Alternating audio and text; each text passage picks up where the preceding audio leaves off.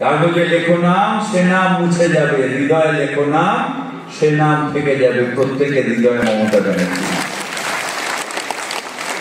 থেকে টেররিস্ট আসবে, তোমার কাছে ইন্টেলিজেন্স খবর থাকবে না, তোমার কাছে ওপর দিয়ে ড্রোন সার্ভিস থাকবে না, এতগুলো সিআরপিএফ যাবে আর 500 মিটার দূর থেকে গাড়ি এসে মেরে দিয়ে তাদের উড়িয়ে দিল। তার মধ্যে বাংলার সন্তানও রয়েছে, তাদের প্রাণের বিনিময়ে তুমি ভোটের পৈতরণী পার হলে।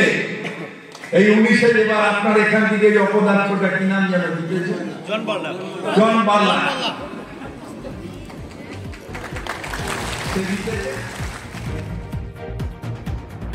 মমতা বন্দ্যোপাধ্যায় নির্দেশ দিয়েছেন, তাই আমি ফালাকাটায় এসেছি।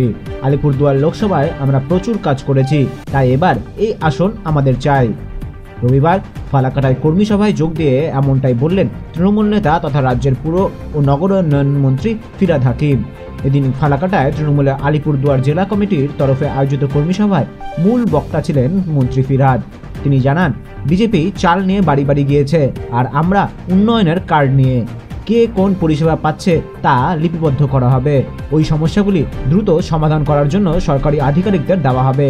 এদিন মঞ্চ থেকে ফিরহাদ হাকিম রাজ্যসভার সাংসদ প্রকাশ চিক বড়াইককে একটি অফিস খোলার নির্দেশ দেন, যেখানে সাধারণ মানুষের অভাব অভিযোগ লিপিবদ্ধ করা হবে। পরবর্তীতে সেগুলি সাংসদ সরকারি আধিকারিকদের কাছে পাঠাবেন। এদিন আলিপুরদুয়ারের সাংসদ জন বার্লার বিরুদ্ধে মুখ খোলেন ফিরহাদ। তিনি জানান, বার্লা কোনো কাজই করেনি।